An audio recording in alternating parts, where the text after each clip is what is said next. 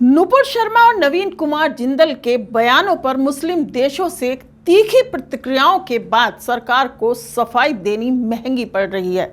BJP ने भी damage control के तहत न सिर्फ अपने दोनों नेताओं पर कार्रवाई की बल्कि सभी नेताओं को साफ साफ हिदायतें भी दी हैं कि किसी की भी धार्मिक भावनाओं को चोट पहुंचाने वाले बयान न दिए जाएं। नुपुर और नवीन का ये पूरा एपिसोड अंतर्राष्ट्रीय स्तर पर भारत के लिए शर्मिंदगी का सबब बनता जा रहा है। नमस्कार, मैं हूं सुषमा त्यागी और आप देख रहे हैं नजर टुडे। कांग्रेस में कोई एक मणिशंकर अय्यर को कोई ऐसा बयान दे सकते हैं जो पूरी पार्टी को महंगा पड़ जाता है, लेकिन बीजेपी कांग्रेस की तरह नहीं है।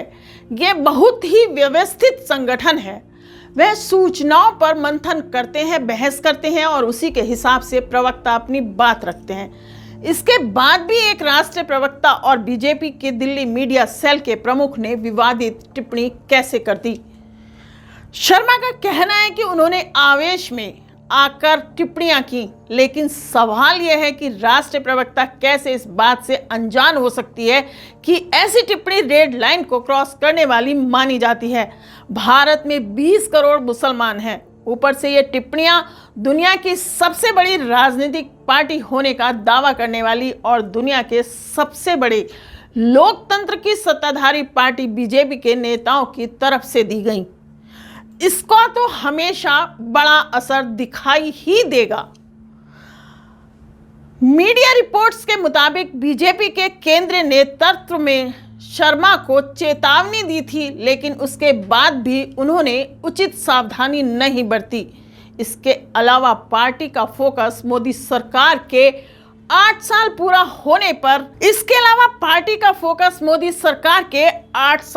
होने पर लगा रहा। इस विवाद पर पार्टी का पहले ध्यान क्यों नहीं गया?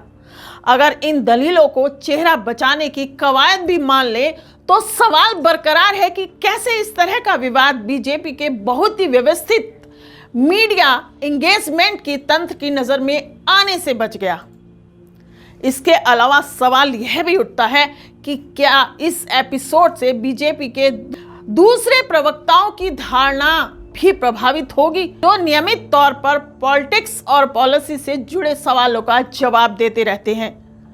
ये तो स्पष्ट दिखाई दे रहा है कि इस मामले में भारत की घरेलू राजनीति पर दुनिया भर की नजर है, जो पहले अमूमन नहीं होता था। भारत के लिए खाड़ी देशों की अहमियत के बारे में बहुत कुछ कहा गया है।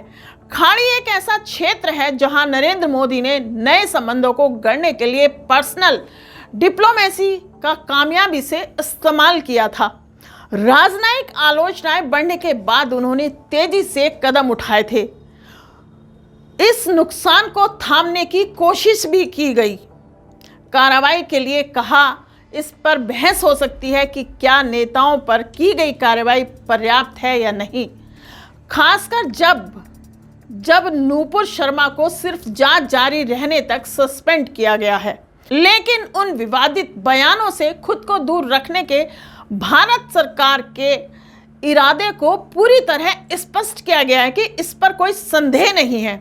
कई का मानना है कि विवाद जल्द ही थम जाएगा, लेकिन ऐसा लगता नहीं। दरअसल अब बीजेपी नेता इस ओर आंख मूंद सकते हैं कि पार्टी के सदस्य ध्रुवीकरण वाले मुद्दों पर किस तरह जवाब देते हैं। अगर तीखी बयानबाजियों का टोन नरम हो जाए तो इसमें हैरानी वाली कोई बात नहीं होगी। इसकी वजह यही रहेगी कि कुछ खाड़ी देश इस चीज पर बारीकी से नजर रखेंगे कि बीजेपी के तमाम नेता इस मुद्दे पर क्या कह रहे हैं। इन देशों ने कथित तौर पर बढ़ती इस्लामी फोबिया की भी आलोचना की है।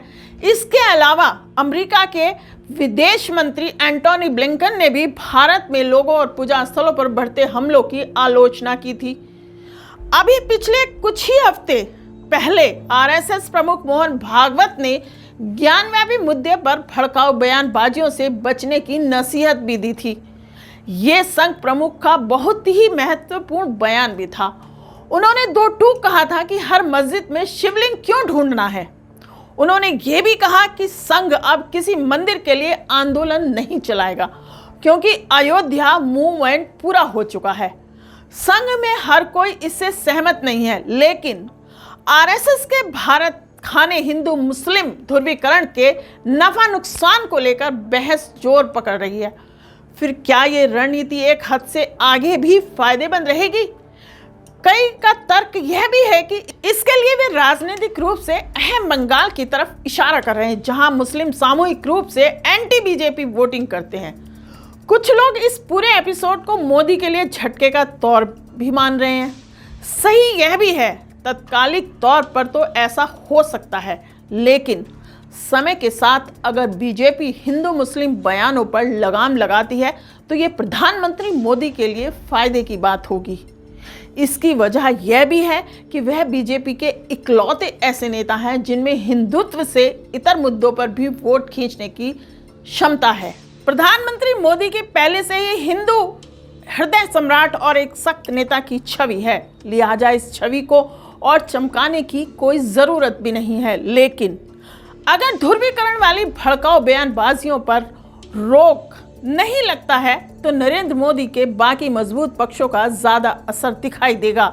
मसलन इंडिया फर्स्ट जन कल्याणकारी योजनाओं का कारगर क्रियान्वयन, दलितों और पिछड़े पैठ और करीने से बनी त्याग वाली छवि की मोदी के आसपास परिवार नहीं है, वह निजी और पारिवारिक हितों से ऊपर है।